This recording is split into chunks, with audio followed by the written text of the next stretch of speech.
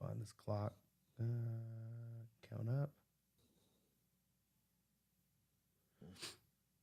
Okay, yeah. So checking sound levels. I'm supposed to. I guess I gotta turn my mic up. I think somehow. Turn it up. Oh, we got this minute of time. While everybody's starting to jump in the chat, getting themselves together. We're getting ourselves together too. So thank y'all for jumping in early. Am I really supposed to boost? That seems. It seems wrong to like boost my mic. Well, But what if I just put it at 0? And then Hey, I see Michael Kim in the house. Brent T in the house. Present Freedom. Appreciate y'all. Is Romeo Roman? or maybe I just need to turn you down. Oh Can you no. hear me? Huh? No, I see something on your other screen. Is unknown to see. Like you got someone backstage. Do I? Oh. I don't know. But anyway, I need to get going anyway because my minute is about up for me to start telling everybody what's going on. So we got a really good show. I know JT is doing a little bit of multitasking here at the same time. So uh, I can't do that. I can't like listen to someone and be doing something else at the same time. I just don't have those type of skills um, whatsoever. But we got a great show lined up for you guys today. So we're going to spend a little bit of time. I'm going to do my run out first, come back, officially start the show, and then, dive in with Mr. Harper, the legend. My man played safety for a very long time. Did some stuff, man, big time stuff. So we're glad that he is going to be with us. Then we'll take a short little break, and then we're going to get into the film, going back and watching some Alabama Wisconsin film, good and bad. A lot of good that I saw, but it's going to be interesting just to talk about it because I think there's some things that we still can clean up um, with it too. So if JT is ready, there's someone says, "Can you I'm guys not bump up the quite ready. volume?" Yes. Okay, someone's saying about the volume. Whose volume? Be specific. My volume or JT's volume? Or That would both. help us, or both. That would help us out a bunch because we're hearing that one of us may be loud, one of us may be soft. Yeah, Soft. I've been okay. So I'm still soft. Um Okay, the other is I'm too. Am I too yeah, loud? apparently I'm always soft. Okay. So what if I just like if I bump myself 4 decibels? I give you a new mic. Is It's this this good. It's this good headset mic that I got that everything's just I bet it focused is. right Oh, in here. well, now I'm almost clipping. Um all right. Well, So you good. let's roll. Let's go with it. Let's see how it goes. Well, the time was 3:13, which I love those numbers. So let's start the show, JT.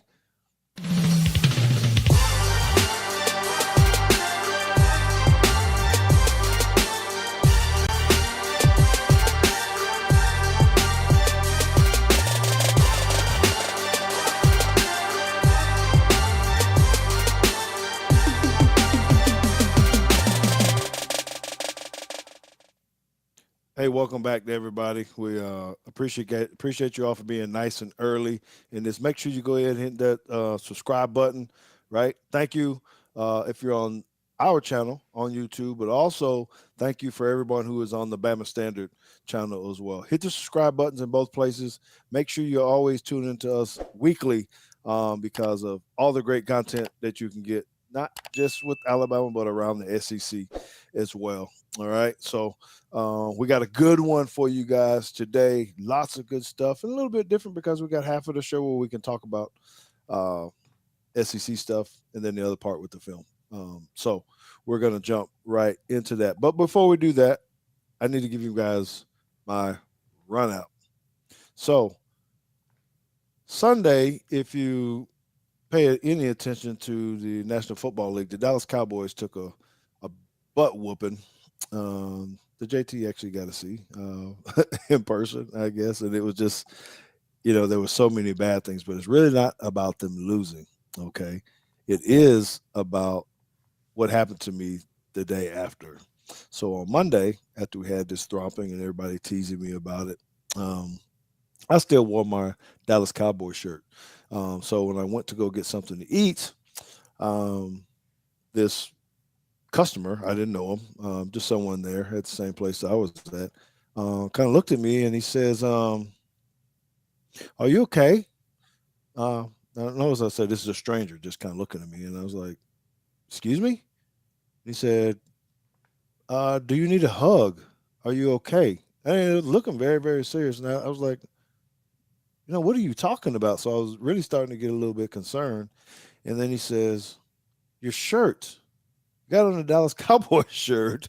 Why would you wear that shirt today?" So I couldn't help but laugh. I thought it was funny, right? At the same time, but it gave me an opportunity to be able to say this, that I reminded him and said, "You know what? I'm a true fan of the Dallas Cowboys, and just because things didn't go well, and that we took a lump or a loss, doesn't mean that I'm not going to put or represent the team anymore."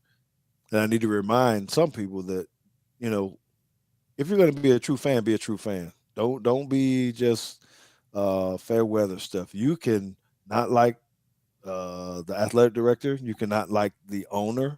You might not like some players on the team or things of that nature. But it's our job as fans to make sure that we support and be positive, attend games, and cheer as loud as we can for our team. So you watch NFL, you can see a lot of booing going on. Matter of fact, in college now, you see a lot of booing going on. It's detrimental to a player because for us, a lot of times we're saying you want to hear us say how important the fans are to us, how we make the difference in the game. Imagine being that player on the field and all you hear is the boos when you make a bad play or the boos, or if you are a fan and you're doing a thing around other fans. It just doesn't matter. It doesn't work. So my advice is be a good fan, be a good roll tide fan, and no matter what happens, we should always rock it out for our team. All right, that's my run out. Now I need to bring in my guy. There he is. JT, I don't have the round of applause button. Oh, yeah, I do. I do.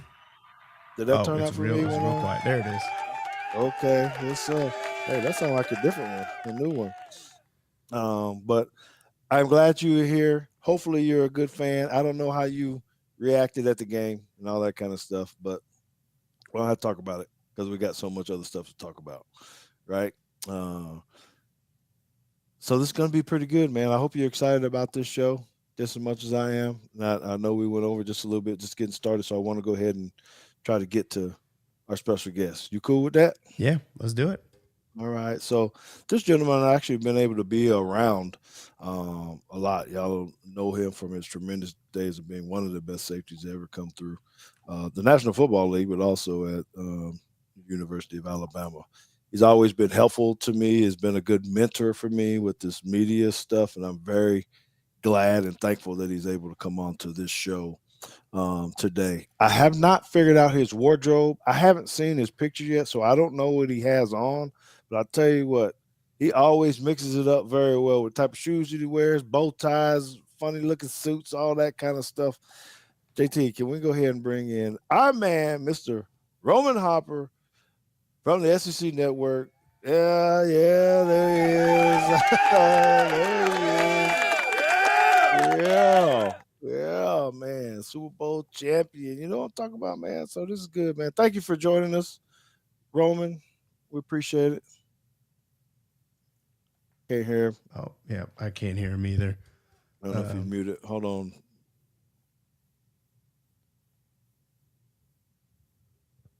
All right, give us a testing 1, 2, 3, sir. Mm-mm. oh, but he's got his. Are you on a phone? Yeah, it says he's using his iPhone microphone, uh, but I'm unable to hear him. I don't hear him either. Okay. Well, we're gonna have to work through that. Maybe you need. Oh, I don't know if you can climb off screen and try to get to. I like what Chemical Coyote is saying. Thank you for that. Um, let's see. Mm, well, No noise cancellation. No. okay. Well, what Roman is going to be doing once we get to it, and I need to get to make sure I get my questions. I want everyone to know while we're working through that, what the topics are kind of going to be with him. So there's some things that I preempted him Oh, there it about. goes. I think I heard something there. I did. You heard me? Yes, You sir. did. You were there. Okay. I was wondering. I really didn't do anything, but hey, guys, can hear me? Teague, man. First and foremost, thanks for having me. Anytime you have literally a legend or a person that you looked up to that played the same position as you, and made the impactful plays that you did, and you sit up here and called me a great. It's a special and it's an honor. And like you said, man, I don't know how you called me a mentor, but it's really cool that you actually consider me to even ask me questions about football and the things that I see, and I'm just very thankful to actually call you a friend. So from another great to another great, man, thank you. Yeah, thank you very much. Thank you very much. And I can't remember if you've actually met JT or not before. I don't know. We've been to so many games. We have traveled together and done some different things with Alabama. And I really don't know if you ever met JT. So this is my son, by the Hi. way. And Hey, so what's up, I, bro? Not much, man. Glad to have you on the show. yes, sir. Yes, sir. Okay, so if we want to start with a little bit of really just talking around the SEC, grabbing your insight, your thoughts on certain things. So we'll ask you some questions, let you go at it, and then we'll take a quick break, and then we'll actually get to some film. All Let's right. do it. Okay. So JT and I were sitting here. I don't know. It was early part of August, I guess, right the week before the season started, and we were talking about who our favorites were to actually win the SEC. Hmm. I can't even remember what JT said, but I know I picked Texas. That I thought was going to be the SEC champion. So my question to you is: beginning of the year, who was your favorite to win the SEC? Has it changed after these first 3 weeks of football? And if it did, why did it change? My initial pick was Georgia, just because they've earned the right. The one thing I've learned since following this conference, since now this is my job, is that things are ever evolving. But one thing that hasn't changed is Georgia's dominance within the SEC. Now, they struggle playing versus Alabama in Atlanta. That's their Achilles heel. But Hmm. anybody else, I'm taking Georgia. It doesn't matter who they're playing. I don't anticipate Georgia getting through the season unscathed. I could totally see them losing a regular season game. I just don't know where. But they do have a tough schedule. They're on the road to Alabama in next weekend. They're on the road at Texas. They're on the road at Ole Miss and Oxford. Like, it's some tough games out there. And we just saw them on the road versus Kentucky, who's a team that was ready that night. Really looked like they were reading Georgia's playbook, like they knew everything. So, and that was the best version of Kentucky. I wish they would actually try to go for it on 4th and 8, but I mean, I wasn't the coach, and hindsight's always 2020. So, I would initially say Georgia. I'm leaning. I'm not going to drink Texas Kool-Aid yet. Like, I'm just not going to do it. Mm. I'm of the belief that Texas. I'm excited about them. I think they're one of the best teams, if not the best team in the country. Because look, if you want to do something you've never done before, then you got to do something you've never done before, and that means they're going to have to beat Oklahoma, who they lost 8 out of the last 10 to. They're going to have to win the game versus Georgia at home. When last time they had a big game like that, it was Alabama, and they let them out the gates. And then you also got Texas A&M on the road late in the season at Kyle Field, which that's a rivalry that Texas A&M has been waiting on, and them having them on Texas on the schedule. I'm really looking forward to those games. And so those will determine how Texas does. Once they get in the SEC championship, I'll be ready to give them the hat then. But until that, I'm not going to drink the Kool-Aid. And those are my two top picks. Ole Miss will be the third, Mm. because Ole Miss looks scary good right now. They haven't played anybody, but that's not their fault. So I like when you treat teams the way you're supposed to when they're considered a nobody. I like that about it. And so and they're a lot better on the defensive side of the football. And because of their size and ability that they've really upgraded on that side, it gives me more hope about them. Tennessee's the sleeper or the team that came out of nowhere, who's probably better than I first initially anticipated coming into the season. It's Tennessee for me. Okay. Also, Vandy. Vandy's better too. Just want to say that. Vandy, give Vandy some What love. does better mean for Vandy, please? Can you explain what Bowl team or like? yeah, what is Because I was ready to get on the Vandy hype train until last week, and then I was like, oh man, this hype train kind of stalled a little bit. I went back and watched the tape, and so it's amazing like how they lost. They were down early, but the quarterback Diego Pavia, the transfer, and he brought the whole staff in with him. Clark Lee did, and he's just tough. And they got a better running back. He got a couple weapons, and they're not great, but man, they're so much better. And the reason that what really cost them, they took the lead with 74 seconds left in the game, and they let Georgia State drive right down there. They got to be better in the game situations. Teague, you know how much that matters. You know, situational football is intelligent football, and intelligent football wins in crucial situations, right? So when you sit up there and in the game situation, same thing happened versus Virginia Tech. They let Virginia Tech back in it because their cornerback just jumped the bubble screen and nobody covered deep, and it went deep. It was just a fake bubble. It wasn't anything to it. And then it's the same thing versus Georgia State. They drop back. They allow 2 explosive pass plays because the corner jumps up on a 5-yard out and gives up the 18-yard corner route behind him, which we all know in the last minute, you want to make them take the check down. But they didn't do that. Then they got another big completion. The clock stops after first downs. And then you're inside the 30. And the one thing that you can't give up is a 9-ball over the top. And guess what they did? They gave up a 9-ball over the top. So Vandy has to be better in these situations. Vandy, to me, is a team that they haven't been in the game situations that matter. And I was That's like, fair. you gotta be like, you have to understand, like, these plays matter. Situational football matters. You guys aren't losing by 30 anymore. You're going to be in some of these games. So how do we handle these situations? Are we smart enough to be able to keep ourselves in the game and not lose it ourselves, but actually make the other team beat me? And so that's what I see out of Vandy. It is improvement, but they have evolved. They got to learn how to win, is what you're saying. That's right. Yeah, they got to learn how to like spit the game off because now they're actually in these games. Okay. So, first of all, big shout out to Alabama Nation for reminding us that Lemansky Hall, one of our A Club members, played on 1992 National Championship team, is with Vandy now and not in Clemson. A lot of people was wondering where he was or where he was coaching. So he is there. Chemical Coyote, we do hope to give you a good birthday present with a win next weekend as well.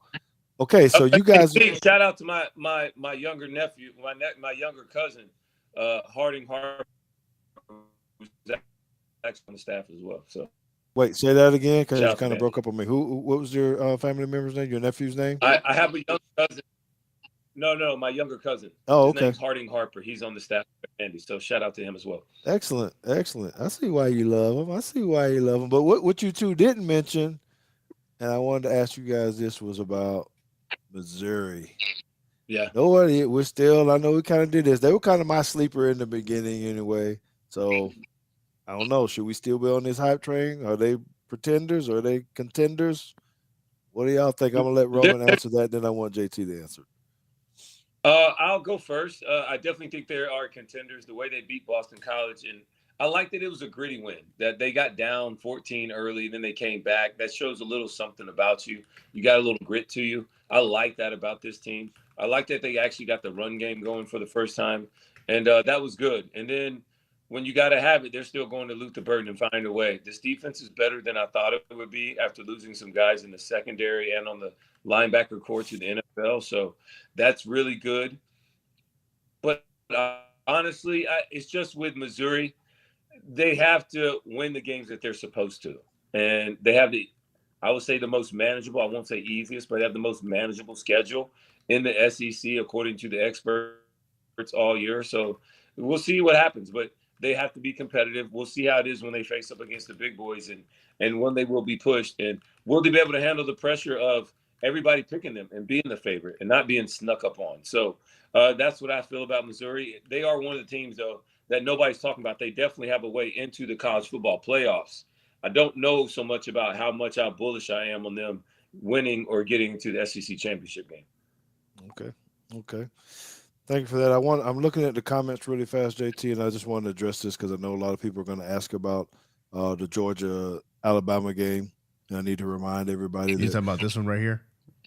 yeah. So we're going to talk in depth about Georgia Alabama matchup next week. That don't mean that we can't say anything about it here, but our focus is really going to be about the looking back in the overall SEC today, and then we're going to take deep dives into the film and all this kind of stuff and try to give you as much as possible next week about this matchup. And if we see any problems or any kind of things that we think that our offense or that our defense needs to work on there. Okay. That fair? Did I say that good enough? Yeah, I think Okay. that's good. All right, a couple more questions that I need to ask. You already kind of hit on my Texas stuff, so I don't need to do that. One other SEC matchup that I'm kind of interested in, I guess it'll be the game that I really want to watch, is the Oklahoma versus Tennessee game this week. So who do you think this is more critical for, or could it be detrimental to one team or another when you look at who might win or lose this game? Well, to answer your question specifically, it would be more detrimental to Tennessee if they lose. I do anticipate Oklahoma. Oklahoma's schedule is way too tough. They're going to take some L's this year. They're not better than some of the teams, and their schedule is going to get way harder than at home versus Tennessee. Oklahoma will be the barometer in which everybody's measured in the SEC. They play LSU, Alabama, Texas, Auburn. Ole Miss. They play 6 or 7 teams that are like all are vying for playoff positioning, and Oklahoma plays them all. So if Oklahoma's good, that means the SEC doesn't get that many teams into the playoffs. If Oklahoma's not as good and just kind of competitive, the SEC has more of a chance to get more teams into the playoffs late in the season. So I think it's more detrimental to Tennessee because Tennessee has a slighter chance to get in, but this is a game that they have to have if they want to continue on their SEC championship hopes and also their playoff hopes. This is a game that they must have. It'd be a great road win for them early in the year versus a top 20 team. And Oklahoma's a team that is really struggling offensively to find out their identity. Jackson Arnold has not been what they really wanted him to be. He's had great lights and sharp start, pointed, plays, but overall has not been consistent. And a lot of that has to do with the injuries all around him. We're sitting in the NFL with Bryce Young right now. It matters about who's around you. And we can't just stick a quarterback in and think that's the Band-Aid or the surgery that heals it all. You got to have things around you that are going right and built right. So Oklahoma, they're getting some pieces back. They returned their center and one of their starting guards. 2 or 3 of their receivers are coming back. So that'll be really good so they don't have to just depend on Deion Burks. But it's going to come down to Jackson Arnold being smart with the football. Tennessee's defensive line, specifically the interior defensive line, they got 2 guys that are just crazy good. Number 20 and 21, Eason and Omar Thomas. So these guys are both from Memphis, both big-time guys. I think these guys are excellent. They make this whole defense go as the 2 defensive tackles for Tennessee. And then after that, they're just kind of athletic and they eat off of those guys. But it's going to come down to Jackson Arnold protecting the football. And Oklahoma defensively, who do you want to be? Who do you want to be known as? We think they're one of the best defenses in the country.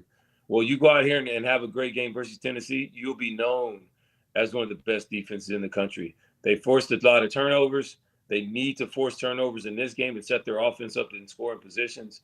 And I told him, like, this is how I look at it. All right, Teague, if somebody says, like, hey, man, if you don't stop this dude, he's going to go over there and punch your mom in the face, right? Okay, you know the situation. But so you're like, okay, I'm not going to let this dude punch my mom in the face. I'm going to go fight him. All right, well, the only way you can fight him is one hand tied behind your back.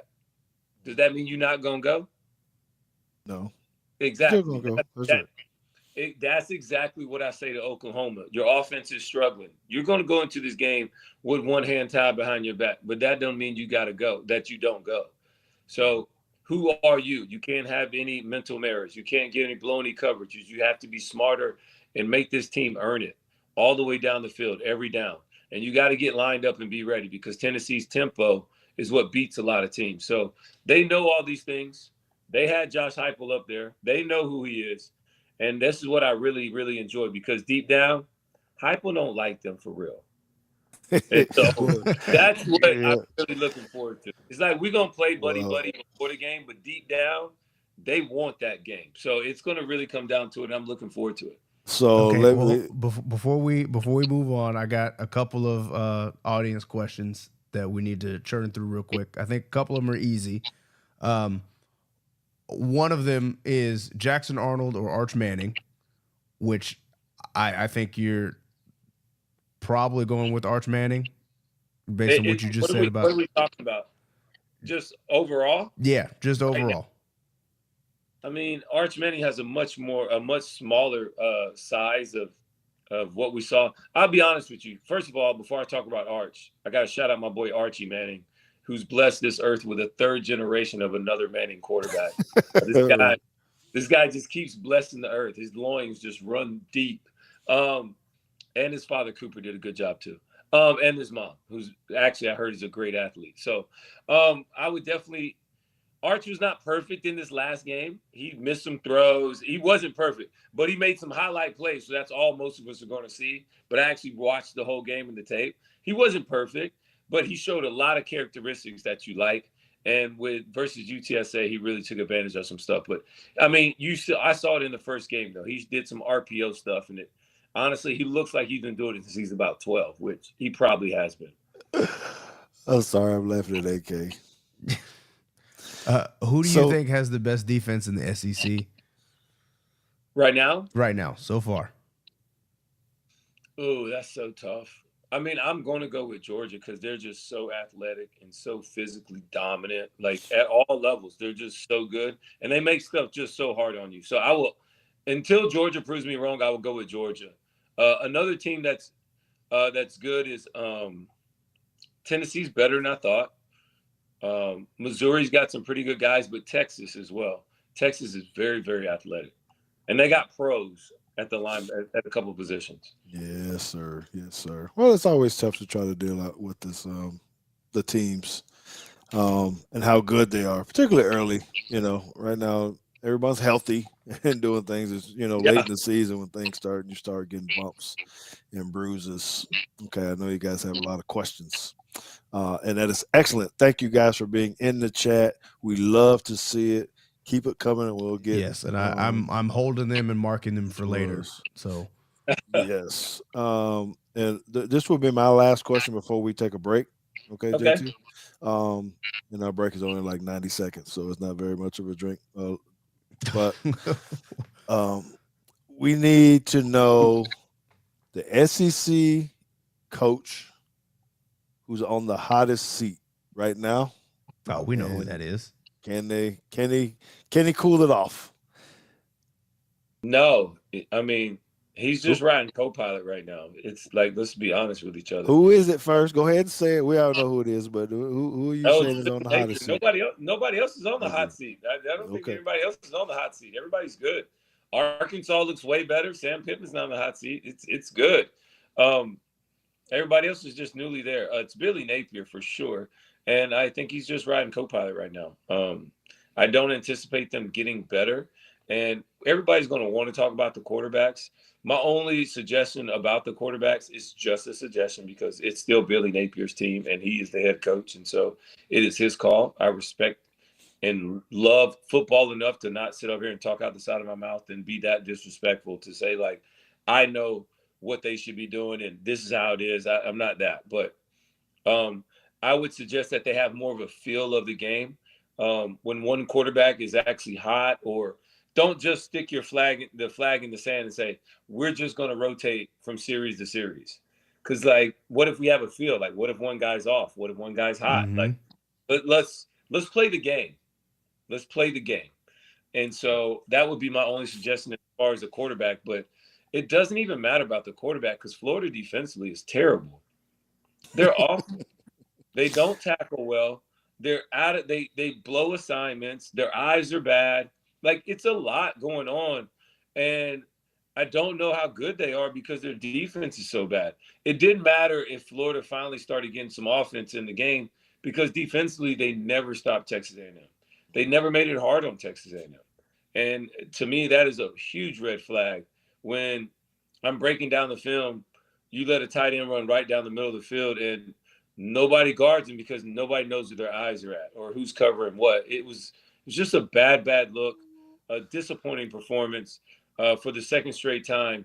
You know, a big crowd that says, "Hey, man, we're all at the swamp."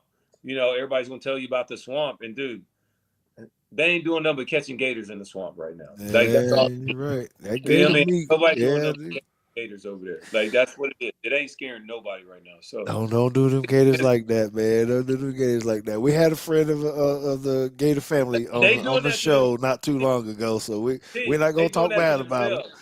I didn't take one rep out there. I ain't do nothing. I didn't do nothing. I'm just telling you what is out there, and everybody else saw it. It's not just me. That's just the Yeah, truth. that's Yeah, true. all That's all true. 101,000 people in that stadium saw it Yeah, All twice. that's right. All right. twice, So twice. let's do this, JT. I want to take about a 90-second break, and then I want to come back with something that I am calling one random thought. You don't want to miss it because we're going to see exactly what this is. We'll be back in 90 seconds.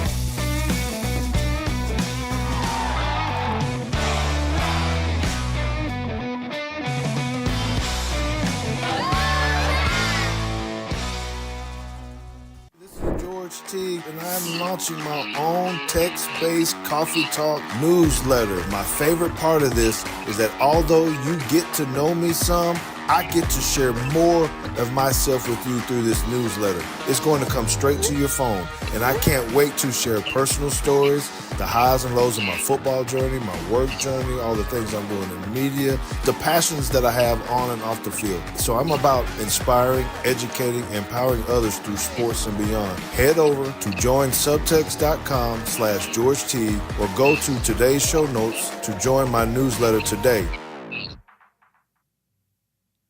Yes, sir. So another big shout out to Blackfire Pub right fast before we get to this random thought, because first of all, if you didn't know it, there's this gentleman in the room. His name is Michael Kim, right? He's a very, very avid football fan. And I asked him about this, so it's not going to embarrass him, but he's a very good friend, I would like to call him, but he is a supporter. So when we talk about the Blackfire Pub, guess who owns the Blackfire Pub? Michael Kim. So it means a lot to us that he just doesn't support it financially like this. He actually gets in here and interacts with the fans. He's always at the place. You need to make sure that you get down there and go visit him. Is the Bama home in Dallas. It is an Alabama sports bar. They got great food. We just had tacos with Teague down there this past Saturday. And we also had some orange Teagues, we like to call them. So some of y'all might know what that is. We had way too many of those in the first half, and I told him we're not doing this. I got to get home because I had some things to do with my grandkids that night. But anyway, so we're thankful for his sponsorship and for what Blackfire does for us as well. More on them a little later. Okay, one random thought. So this was something new. You know, JT always had these little weird things come to his head. Roman probably should jump into this too after JT gets this, because they're both kind of squirrely is the word that I'm going to use with this, right? So here's my question, because JT is a big mathematician, right? Double major math, computer science, always doing this adding, subtraction, and all this kind of stuff, right? So JT, my question is, when we do social media, we always talk about adding friends, add, right? The math term for you guys. But when you unfollow or someone unfollows you or defriends you, why isn't that got something to do with subtraction? Why don't they say subtracting a friend? Why is it this? Why can't we be consistent? So when you sent me this text message and I read it, I was like, this is the most ridiculous thing I think I have ever received to my phone. But then naturally, as I do, I sat in the chair, Research, and I thought about it. And the first thing that came to mind is the reason you don't subtract friends is because we're mathematicians, we're nerds, we don't have friends. You don't add them, so you can't. There's nothing to subtract. Then the second thing that came to mind was the second thing that came to mind was people usually it's not a one-way street, right? You can send out a request to add a friend, but you don't normally like defriend people. People defriend you, which means, subtracting is a very intentional and active thing. Usually people just kind of leave and you don't know until you say it's degrading that you get upset when people unfollow you. Is that what I mean? I just mean you're not the one usually hitting the button to subtract friends. Otherwise, why not? It's it does sound a little bit mean to subtract people from your life, but I don't know. Maybe we should normalize it. All right, Roman, you got any comments about this adding it? Because you got a lot of followers, man. Why don't you tell everybody when you answer that? Make sure you tell everybody how they can find you on your social media channels too. You can just Roman Harper. It's not a lot of us out there. It's just me. So Harp 41 or Harp _41. I don't even know the difference. But number one, I wouldn't call it subtracting. I mean, it's like it is weird when like my followers go from like a certain thousand to like now a little bit under that. I'm like, what's like, but I guess what did you do? It's more about other people that are like I guess they want their algorithms to be right. So I think it's more of an indictment on them. It's like they don't want to follow but so many people compared to like how many follow them. So like that's a thing. Your follower like, to follow ratio. Yes. So I think it's more of an indictment on them. It's not like I've never like unfollowed. Like I don't do all that. Like if I do, I wouldn't unfollow. I would just silence it. So then I don't see them. Okay. Oh, that's fair. Yeah. I used to put people on lists. That what you do when I call you? You just hit the ignore button. Is that what you saying happens here? That's the same as silence. No wonder you pick up my call. That was one of the best things that Apple and the Apple phone ever did was just like, where now you can like ignore it without the person that's calling you, where they don't like figure out like the change of the ring or anything like that. No, guys. And I know we're going down the weed here because we're supposed to be talking about film and plays here. But see, another thing that I noticed, particularly with Apple phones, right? And I know it's not telling the truth because you guys put those things on your phone where it says JT has silenced his messages or something, right? So I text, I'm like, no. I know that's not true. He just he's texting back and forth with me. It's not silenced. So it is silence. It just means I have to like keep picking up my phone to check because you be trying to text me after 10 o'clock. The boy be trying to go to bed. I got practice at 6:30. My wife go on silent at like 9 something. She's the worst. The worst. And then be like, why didn't you call me last night? I'm like, yo, on silent. Like, what are you talking about? Yeah, okay. All right. Well, that's good. That's good. Okay. Well, we do need to get into some film here, guys. And we got a lot good answer, JT. Good answer. I appreciate it. I put a little bit of thought into it, even though I never thought that would be a question that I'd ever have to answer. Well, see, that's one random thought. It fits right into it. Okay. So thank you one more again. I like to get my countryside in. Thank you one more again to Black Fire for making this happen. This film that we're about to get into. So it looks like JT has popped up some defensive film first. Yeah, do you want to start with defense or you want to start with offense? I got a feeling that all of us are defensive guys on here, and we're going to spend too much time on this defense and not get to the offense. So I'd rather kind of blow through the offense really quick and then make sure we spend the right amount of time on this defense. Is that fair? Y'all okay with that? Right. Okay. So these offensive plays, and I'm not sure if they're in the order. If you left them in the order that I had them in. I tried. They're in order chronologically through the game, and they're in the order that I sent them in the text message. Hopefully, Well, we'll see. I tried. Okay. Well, the first one I got up is a slot fade touchdown to Hollywood. So I'm gonna give you guys. This is just a free for all kind of talking point here. So I put this out on Twitter to see what people actually thought about this. What do they actually see? Because I see a couple things in it. One, we're talking about Hollywood and his speed and his youth and all that kind of stuff, and I think it's great. Okay, for me, I want you to go to the back end, and then you guys can pick up the talk after this, because what I saw in this was the pickup of the lineman stunt that we had so much trouble with last week, right? So both the center and the two guards handled this three-man stunt to perfection, if you want to let it run. That's my first piece of it. Swoop, whoop, whoop. Look at that. Oh yeah, Man, I had this one right here too. I golly. sure did look at this too. Yeah. Right. See, man, that is how you do it. This is how Michigan beat us last year, because we weren't doing any of this. And now we got that. But the other piece that I took out of this was Jalen Milroe did not bail out of the pocket. And he could have. There's pressure around him a little bit, but he didn't have happy feet. He stood in there, he trusted those guys, and threw an absolute dime to this guy. All right, that's my piece on that. Anybody got anything they want to say? I would say, just on the wide view, I thought it was really good how Ryan Williams kind of just a little slight stutter about the third or fourth right there. That slight stutter right there, just to get that DB to get a little bit more inside. Like, I just might run a slant, because that gave Jalen Milroe enough room to be able to throw it on the outside and give just that little bit right there. So now he can stay at the bottom of numbers and then allow for the quarterback to throw you open. I thought that was really great too. I mean, the guy's young, but the one thing you can say about Ryan Williams, or what you call him, Hollywood, he gonna find the end zone. So Yeah, yes, sir. Yes, sir. All right. He's got a knack for it very early in his career. Okay. JT, anything?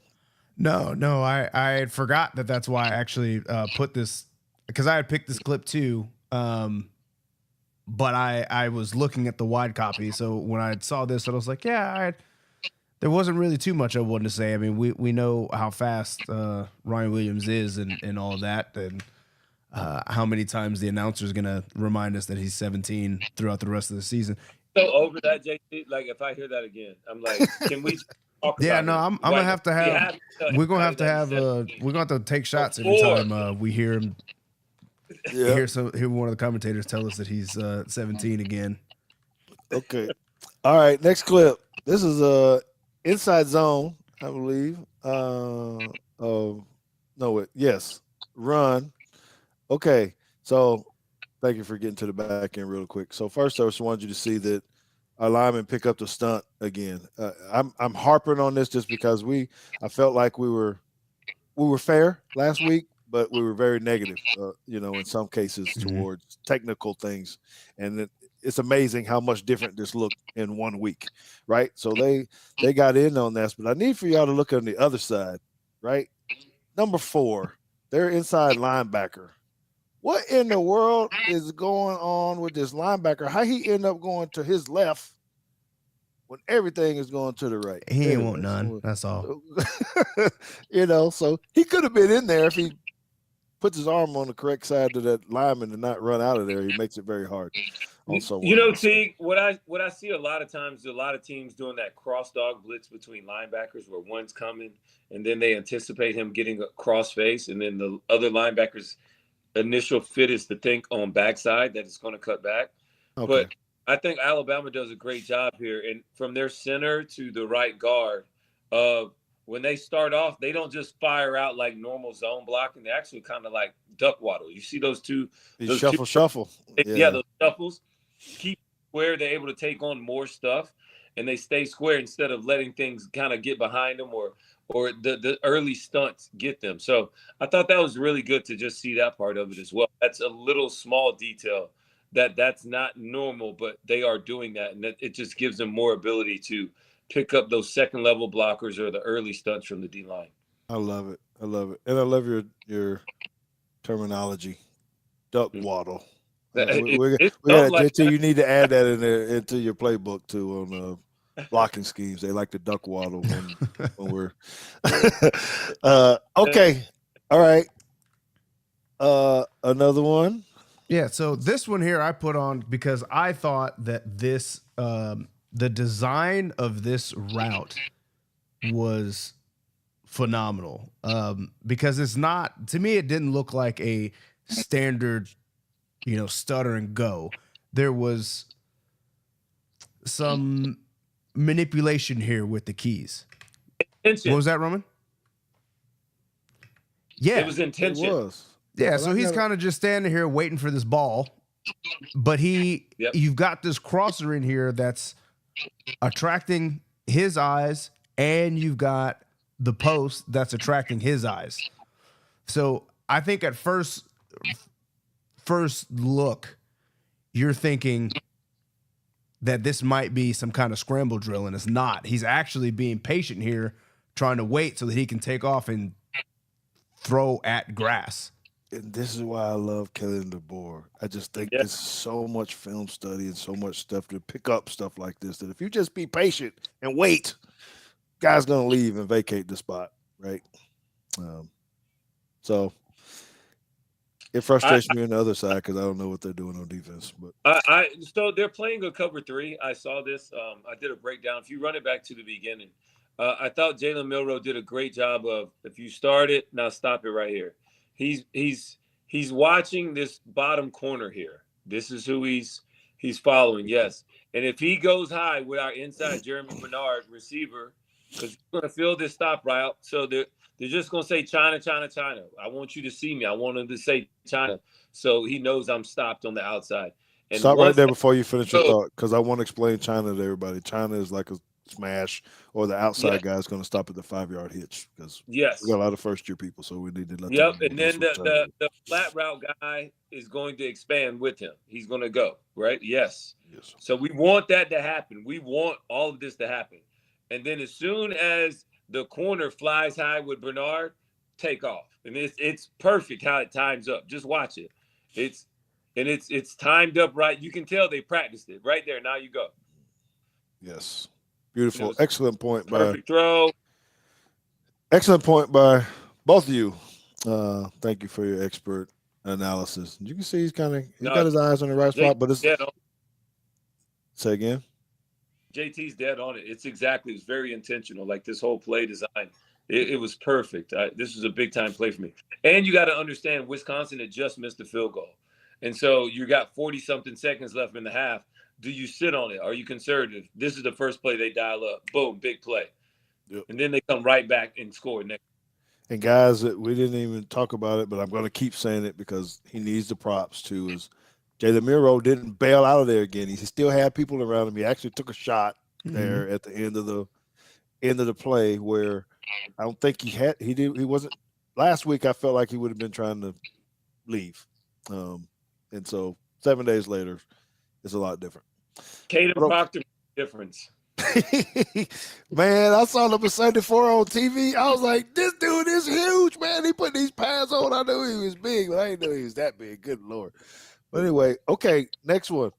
So this is the very next play, right? And this is kind of where, when I'm going back through the film, I'm kind of thinking, I was like, okay, I didn't know really how I felt about Nick Sheridan taking over as the OC, not because, it was just you kind of knew what we were getting with Ryan Grubb, right? And then he leaves, and then Nick Sheridan comes in, and you're like, okay, well, this is not what we thought. But then as I started looking through these plays, the perception that I got from Alabama's offense was Alabama in this game, to me, is not beating Wisconsin just simply because they're more talented. What I saw was an offensive coordinator absolutely manipulating Wisconsin's defense to get the matchups that they want. So for this particular play right here, we've got this guy going in motion. It kind of doesn't really matter what's going on over here because they know he's rolling over, he's going to roll down, and they actually exploit this a little bit later, which I think is probably 2 clips from now. But they're going to get this one-on-one matchup up here, and it goes poorly for Wisconsin's corner up here. Yeah, I kind of want to get. I know it's an offensive clip, but I kind of want to hear what Harper has to say about that technique used by the corner. I jotted my note down, but before we get to that, it's a big old. Before you go though, go ahead. His eyes were in the backfield. That's number one. His eyes were in the backfield. Especially when he thought it was post, he looked right back at the corner. At the quarterback, you got to stay attached there. He also lost you. That doesn't help anytime you're covering somebody. And it was a great route, great throw. Bernard kind of gave him a little physical push at the top of the route before he goes from the post to the 7. And they're never going to call that. So touchdown Alabama. And I promise you I wasn't mad, so it's all good. No, I wasn't either, but a dime by First this off, quarterback. the pocket was clean. Look at the pocket. Man, this There's looks so nobody in good. it. Ain't nobody Milroe has not no had the ability to do this the last few weeks. The pocket's clean. Look at the pocket. Look so at fresh and so clean. I think Yeah. there's a song about that, ain't it? Yeah. As Outcast. That's right. So it is good. But I want to draw this attention just one more time because we're going to see it. The motion of one guy following the motion. Sometimes he ends up bailing and replacing this way. Later on, they're not going to do that. He's going to sit low and then he's going to work out and it's going to lead to another big play. But I want to put that in the viewers' minds because we're about to see that again. I don't think it's this play. No, this should be a run. This is probably a Cam Miller. The Jam Miller. Yes, this is what our offense at JP2 we call this EOP, Elephants on Parade. Yes, they're just getting on the move, watching everybody down. I like that you guys put the word elephant in the play. And they're messing with this guy right here. Because at the wide angle, let me get rid of this drawing here and get back to it.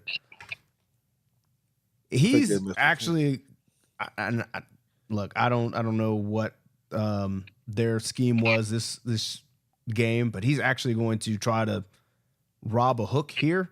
I don't know where he's going.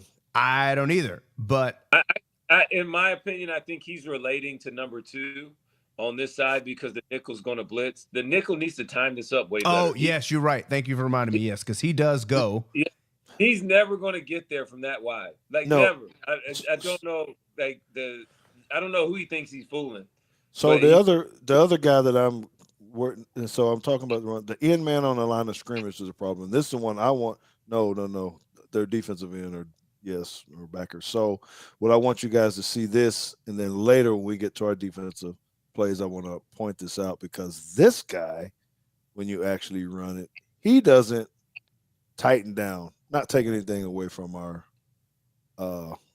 play design, but I think it's what we're talking about here. So you guys were just pointing out that linebacker was going out to try to get to this hook curl. Yeah, he's trying to replace this.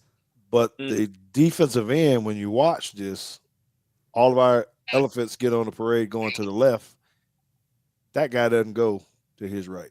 So let it go so we can watch this. Well, and then the other thing that makes this so difficult too is that since he's leaving and then this guy's coming in from off screen, they get so much movement that the end of the line of scrimmage moves from here damn near to the hash. Like they have shifted the entire box over this way. So there's no way the nickel's going to be able to get to this. That's right. So why this is running? Take a look at that. Can't see what number that guy is, but the defensive end backer. Oh, he goes way down inside. So you got, good Lord, look at that. It's farther than what JT said. Yeah. So here's the guy finally showing in the frame from the blitz. The linebacker leaves because he's replacing this guy, and I I don't see. What in the world could that ref be looking at? Because ain't nobody there. I don't know. He's just looking at the player. What he? Man, no, he's enjoying the show now. He just got to figure out how to get out the way. What he looking at? He's like, oh man. Anyway, touchdown. I love it, man. It was good. So I'd have been close to my prediction. I said 41-17. We got 42, and they did miss 2 field goals, so they would have had 16. But anyway, Yeah, this is exciting right here as a running back when you see nothing but the student section in front of you. Yep. Unless you're Daniel Jones and you fall down and you get ready to run a touchdown. Okay, that was cheap. My bad. That was cheap. Okay, I think we got one more offensive play. Last one here. So this is the same thing I was talking about. Let's go. I guess this is the wide angle. You got the motion here. So here he goes. They're going to bump somebody over. He's going to drop to the middle of the field. And because there's no receiver out here, you just got these two. And it looks like they went single high. We got one guy playing in the middle of the field. Yeah, there's no corner. Right. And he speed turns. He speed turns to take away this post instead of just backpedaling down the hash. And now you have a problem. More grass. A lot of green grass. But what about that pass? That was a good touch pass. It's a great catch. That was like, you're so open sometimes that you drop the ball or bobble the ball or something, but it was fantastic. Another great play design. There's not a whole lot I got to say other than what JT's saying, that, offensive coordinators do a great job at this level of trying to set things up and understanding how they can attack people. Well, the only thing I would add is that it's great timing if you go back. And the fact of the guy who's going over, who's the nickel, because the corner's coming in, the nickel's supposed to go. He's looking at the wide receiver get the fake handoff. Mm-hmm. So that's where his eyes are at. And then so he's looking there, and he never sees the tight end that was the down lineman guy. And then the second guy, the U tight end, is widening to try and expand that corner to give us this cavity in the defense. And this is exactly what they were hoping to get. And Wisconsin gave it to them. This is some of the play designs that we're talking about that are exotic, that we love, that we're seeing under Kalen DeBoer's watch, that these are some of the things that, man, and just to be 100% candid, I know we're talking about Alabama, but this is what Georgia's not getting on offense. You're not getting layups. This is a layup. Just by the play design, I got a layup. This is what you want if you're a quarterback. I want layups. I like layups. I take those all day. This is a layup. Yes, sir. Yes, sir. Great point. Okay, let's flip over to the other side. And we'll try to not be overkill ourselves because Harper. So JT did play in college ball as well. He played at Drake University, played a big, large high school here. Played multiple positions, running back, defensive back. I don't know what else. Everything. How they might have. I played running back, receiver, safety, and corner. Man. So he got recruited as a defensive back, but ended up playing some wide receiver there too. So, and now he's a defensive coordinator at a local high school here for me, or at least for my school anyway.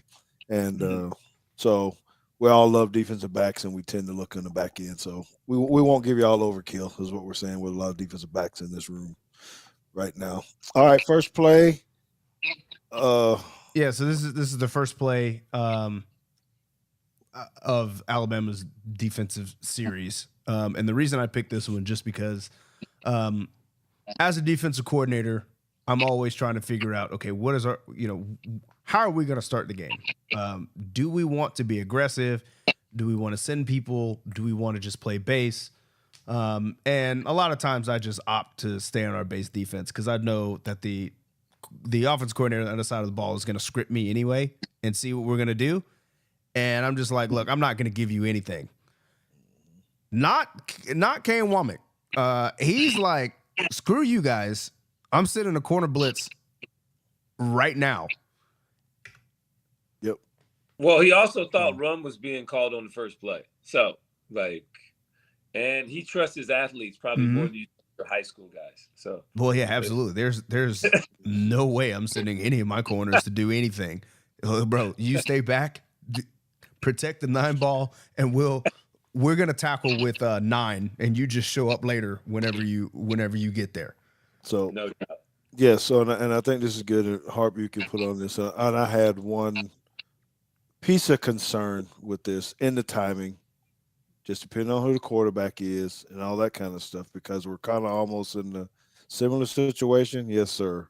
That our safety is way over there in the hash mark, and if he side pockets his ball over these guys' head, and I hated it in the pros.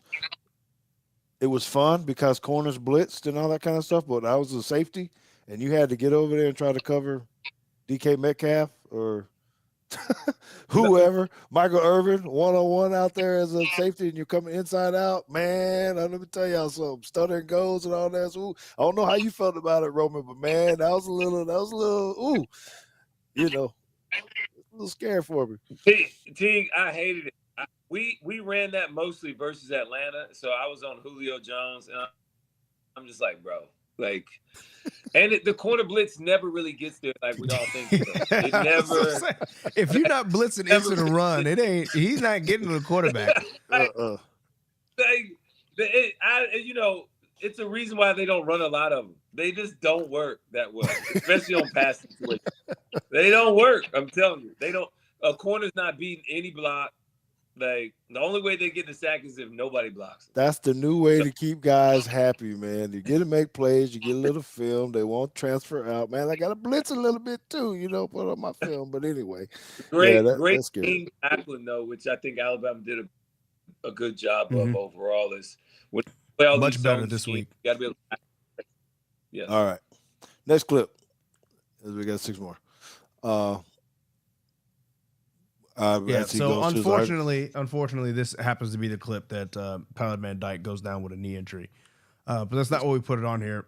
I actually picked this because we're starting to see, and I wanted to point out for our audience the amount of communication that goes on the field, not just from the offense, because the offense is turning, right, and they're trying to get a signal from the sideline. But then you can see Deontay Lawson also, now they got the comms in their helmets, probably being spoken to about whether or not they're going to change it. And then I just thought it was cool because he gives the same motion that the same head signal we do, which is right here. Play it. We're not changing anything. Don't care what they're doing. Play it. You can see Jahad Campbell also communicating and giving the hand signal that, okay, we're going to stay in the defense that was called. If y'all can't see the play it sign, he's actually giving like this guitar kind of thing. Air guitar. All right, we're calling it play it. That is a universal defensive sign for play it. That is universal. Yes. Defense, we don't worry about making it hard. We don't even care if they know. No change. Okay.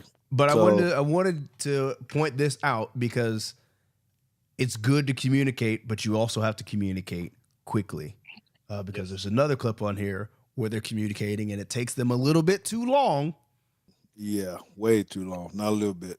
And anyway, there's a little bit of confusion and it hurts us. So we can kind of move on from there. Okay. Next one. This is a great break on the pass. I love this safety technique. I'd like to hear Roman's deal on what he thinks about this sob again.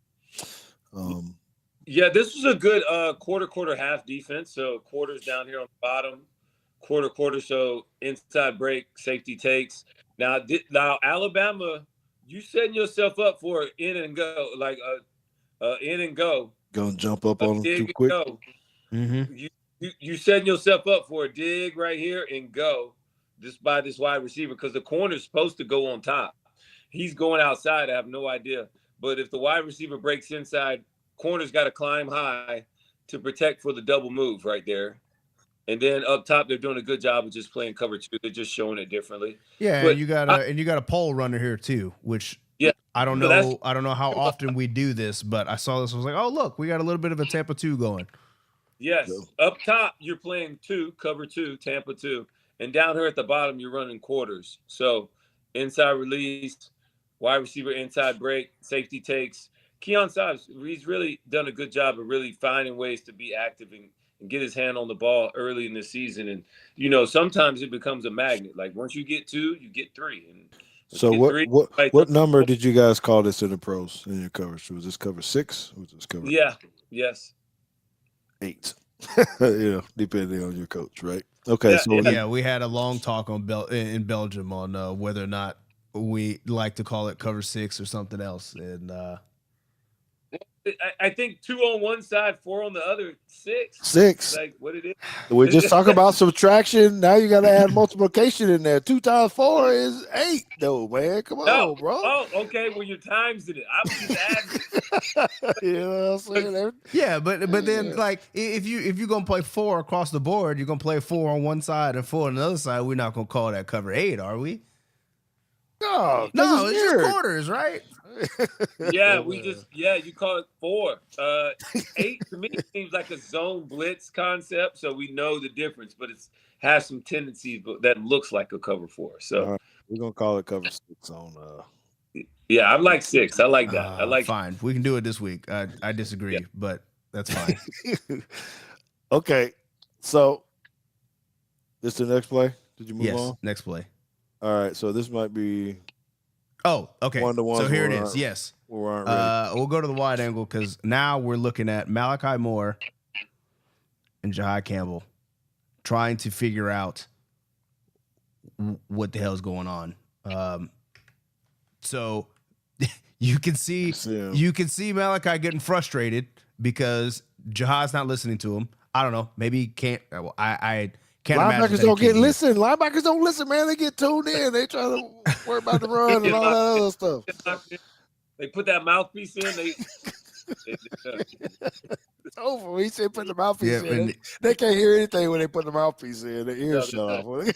So he finally gets his attention, and he turns and looks at him, palm up, like, "What do you want, bro?" Meanwhile, ball is snapped.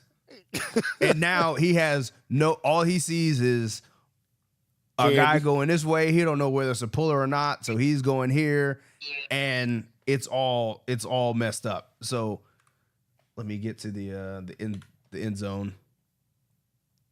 So he finally turns and says, "What do you want?" Now he's out of position. He slips and we got a crease. Thank God for Devonta Smith, because this might have been. This could have gone for a lot more. Hey, JT, Malachi Moore was Jada. And you were like, JT. What? Quit calling my name. I would also say this. What you said was really good, JT, but this is exactly that cross dog action I was talking about. You can go to the back view of it.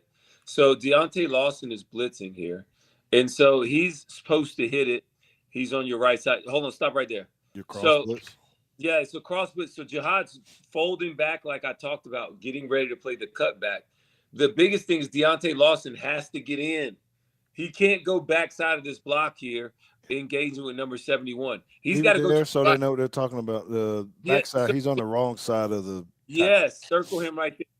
Yes. He's got to get on that side to send it back to Jahai Campbell, who's a free guy is expecting Deontay Lawson to win right there. And so when you go backside, you take the easy way out, you cut the rest of the defense off, and then that's how you get split. So if he stays front side, right there, you see that? If he stays front side, he comes back to Jahai Campbell. But the moment he goes back, he takes the easy way, he cuts him off, and then boom, now you got a splitter. And they got a blocker for our safety. Yes, this is exactly what happens. But that was some of that cross dog blitzing that we're seeing, and a lot of other teams are doing it in run situations to kind of create some havoc, kind of get in a gap right now, boom, boom, and kind of muddy it up the waters. And you got to stay in. And Jahai Campbell's expecting him to be there. Yes, he's late because he's talking, but Malachi's still mad. Yes, because they gave up 8-9 yards, and it's like, what do we ain't talking. Hey, Roman, can you get through these extra 3 plays with us? We know we're keeping you long. We're always conscious of our guest time and all that kind of stuff. So we understand if you need to bail, but we got 3 more plays. All right. Okay. All right. Did you go to the next one? Yes. So this is another one, just a well-timed blitz call here. They didn't show it. How many times did we see them in the years past where they were creeping up just too walk early up and basically and become a defensive lineman? Yeah, then that guard's just waiting on you like, come on. Bam. It's good. Hats off to it. Look how many bodies around them too. And the energy. I mean, it's impressive. Yeah, this was 4th and 1. This was a big stop. LT Overton, very impressed with him. A former 5-star coming over from Texas A&M. He's a kid that continues to show up on tape, and he's very added a lot of value to this defense. Yes. I was confused when I saw that LT at first. When I saw his name, I was like, "Oh, we got a new left tackle." what is this? Yeah, and then we got a linebacker named QB. Yeah. Okay, this is the next one. I think this is a cover one. I love this play, really, just from a secondary standpoint. I'm not sure what you guys might have saw, but I just like, because they had to switch. They didn't get picked, so a lot of times we were talking about how the corner and the safeties get rubbed. Yeah, basically rub routes, and they didn't get rubbed. We talked a lot last year about making sure that you are on different levels. Correct. For this exact reason, right? You're switching. He's able to go over the top. He's able to go underneath, and we can stay on top of our receivers and have our responsibility. And it's okay that Xavier Brown is actually beat inside because he's running straight to the middle of the field. Low hole. Yep, and your low hole help. And the low hole there. We got 2 hole players because they didn't even send the other guy out. Yep. Too late. And what, for those that don't understand, the way DBs determine who gets the right of way, so the nickel player down here at the bottom has to work around the corner because the corner's pressed. So the guy that's pressed always gets the right of way. So the other DB has to work around. If the guy's pressed, he gets the right of way. I got to work around. Like, that's naturally communicated and understood. That's why the nickel, he's got to find a way to get out of the corner's way. Mm-hmm. He's got. Love it. Great coaching point there. And that is true. This is the kind of stuff you get on Teague's Take. Exclusive coaching and what sets us apart because of this type of stuff that we do. This stuff I don't get to talk about on TV, and I love it because this is like ball. Man. Yeah, this is ball, man. This is coaching. So our purpose is to try to educate and give people a little bit of knowledge. So when they're watching the game, they actually know what they're talking about, not the other stuff. Okay, one more play. Oh, we do have one more play. Whoops. So this was another case of not being ready. Right. It ends up being a positive play. Let me start with that. It ends up being a positive play because there's a caused fumble, but our guys are standing around at the beginning. We got, I don't know what's going on. It's kind of what JT's talking. We're moving people over, and everybody's standing around. And then I'm going to throw a whole lot of stuff at you guys here, but JT and I have talked about this on here. Do you spill this puller? Are you boxing this puller because of the way guys are flowing to that? It don't matter. Everybody got knocked inside, and then our cornerback, he got blocked inside. So there's a lot of negatives I saw at the beginning. But number 13, Malachi Moore comes up with. Hey, one of these days I need to, since I'm always the analytics guy, I need to find that there's a, believe it or not, there was a paper written on whether it was more beneficial to spill pullers, box pullers, or just smack pullers. Destroy them? Yeah. So you can't destroy them anymore because you can't go low on them. I would say this is my opinion. The first puller, you spill it. If you got 2 pullers, you always spill the first one because you might knock the second one off. If you box it, you got to understand the offense is expecting you to box it. So you actually play your hand when you box every pull. So, they expect that. So, I want to make sure I wrong on, especially with 2 pullers. I got to wrong on the first one. Make that thing bounce. That hesitates, and now we keep running. Alabama's biggest problem was they weren't lined up right. Yeah. So, LT Overton is on the wrong side. You don't have an end on the other side. Yeah, you got 2 ends. They're both standing right next to each other, and the ball's going over there. Yeah, Quay Rusaw's right, number 4. LT Overton's wrong. He's on the wrong side. He's got to get it. you don't have an edge. That's why when you're spilling that, you're spilling it to nobody because everybody's wrong. So it's different. I need to piggyback on what Roman said because that's excellent point. Because what we did with the Cowboys and what Zimmer probably still does is he spilled both pullers. So he wanted both of them. He wanted the other guy to basically keep forcing it outside. JT says it over and over and over again. The best tackle on the field is the sideline. Make them run to the sideline. So spill it. Make them spill it again. If there's 3, spill it again. No, I was taught the same thing. Like if I'm a DB or something, I got to put a cap on it or edge on it. That's different. But those inside guys, spill it. I want to make the running back bounce. Everybody's fast. We'll outrun them. We'll go hit. It's true. That's right. I mean, you can't make it to the end zone if you keep going sideways. That's just how that works. Yes. Yep. Okay. All right. Well, that does conclude this piece, and we need to give a special thank you to Titan Texas, JT. Yes, we need to give a special thank you to Titan Texas for their support of the show. Their contributions have allowed us to our job to be easier to find these clips of what we want to show you guys by their sponsorship allowing us to help tag the film. So thank you, Titan Texas. They are the alumni chapter in North Dallas, and they invite you to all of their events. Yes, there you go. Michael Kim.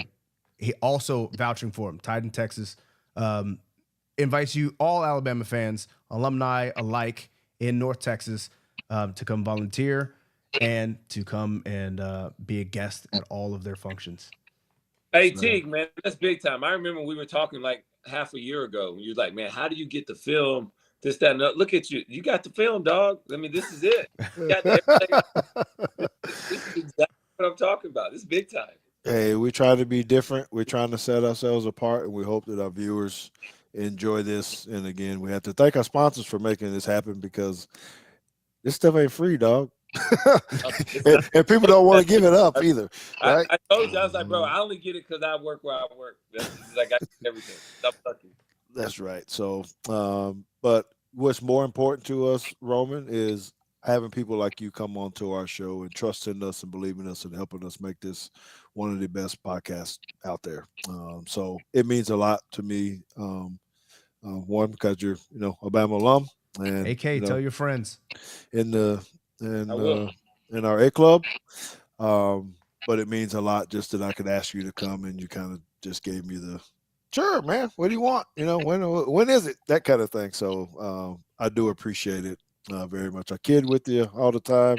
I didn't post my one picture of you sitting on that big old chair at the media days, but maybe I'll do it just for fun now because I caught him with his pink jacket and his orange shoes and bow tie and all the other stuff he had on. I don't know what he had on.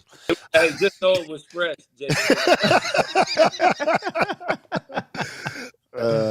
all right, so round of applause for my man Roman Harper. Y'all find him on Twitter at Harp41 and on IG is Harp_41, and then catch him on SEC Network. He's doing a tremendous job. So we want to thank you, Shirley. Hats off to you, man. We appreciate you. I know we took you over time a little bit. So I guess I owe you a Diet Coke or something. It's fine. I drink Dr. Pepper, but hey, Pepper. All right. Teague, thank you so much, man, for having me, man. Roll Tide. JT, so great meeting you, man. Hopefully I get to give you a hug in real life next time, man. Yes, and I appreciate you guys. Appreciate the work that you're doing, really showcasing like the real reason why things are happening in the game. I don't think enough people get to see those things. I appreciate it. I try and do that on my own show on SEC Network Monday nights called Read and React with Cole Kublik. So these are the things that really tell the true stories of what happens in games. It comes down to 5 or 6 plays, sometimes 4 plays in every game. Pro, high school, college, that can flip it and make it a big game or a blowout or keep it really tight. So I appreciate that, man. And this is ball. Like, I love ball. So anytime I get to do this with other guys that love ball like I do or have done it, it's always a little bit special. And time just flies by, and it doesn't feel like that for me because this is my first real love. So thank you guys for having me. And Roll Tide, man, for real, Roll Tide. I don't get to say that on TV a lot. So Roll Tide. Yeah, well, when you're out in Dallas, we're gonna take you to the little spot. So the next time if you're down in media days, Blackfriars is not very far from the Omni, right down the street. You could have went down there and get some good food. Anyway, thank you very much, and we're gonna have a good night, man. Whoa, JT, how about that one, man? That's fire, man. That's just fire. You know, I don't know if is it just me? You know, maybe it's because you still coach and you get a breakdown film and you get to work with, you know, athletes and all that kind of stuff. But this is almost like pre-game and post-game for me. I don't know what you do after a game, you know, but I can't really go to sleep. You know exactly what I do after the game. Oh, well, maybe. But anyway, I can't. My point is, I got to go decompress first. So Suela, you know, wife, she's upstairs or whatever. She's like, man, how long y'all been on the, been on the show? Y'all went a long time. I'm like, no, not really. It just takes me a minute to kind of calm down because now I got to analyze what happened. What could we do better? And we spend a lot of time talking after the show too, but it's just, I don't know. I just get kind of amped. You know, it's kind of like my game day, you know. So thank you, Andre. We do appreciate it. Glad you're here. Keep coming back, brother. Okay. Share it, man. Christian Hughes. Let everybody know this is what we do every week. Because next week, you know what we're going to do? We're actually going to show more film of Georgia. Though. Yeah. So we have, since we have a bye week, right? We get to, I guess, spend this week on the fundamentals, right? So we can kind of just look back at Wisconsin. But now that kind of means since we got to spend roughly an hour on Wisconsin, we get to spend a whole hour on Georgia next week if we so choose. Yes. So we're going to have a lot of info for you guys, breaking that down, and it will be about Alabama and Georgia. That is going to be the main content of the show. And I don't know, there might be a Teague Take sighting in Tuscaloosa. Hint, hint, wink, wink. Doing the Georgia game too. Mm-hmm. You know, we don't get to do a lot of traveling together, but hey, I don't know. You might see a couple Teagues or several Teagues. You will see several, I guess. Yeah, at the game. All right. So we want to say thank you again to everybody. Make sure you hit that subscribe button, send the likes, hit the ring the bell so you know what's going on with us. This is always fun for us. We love it. I love it doing it with my son. Tell your friends. Yes, tell your friends. Tell your coworkers. The subscriptions are climbing, and we appreciate that. And, you know, we got a lot to go to try to get to that next number, 3,000. We're a long ways away, but I feel like we can get there. Just keep sharing it with us. And, you know, it's important how you can, whether it's financially, whether it's the subscription, or not. My man, he finally hit the button for me. So you guys know where we're at. Wednesday nights, 8:15 p.m. Central Time. Always here on Teague Take YouTube. Thank you, Bama Standard, and all the listeners over there for tuning in. Please share it. Let everybody know what we do on Wednesday nights. So he's JT. I'm George Teague, and this has been a Teague Take. We'll see you later.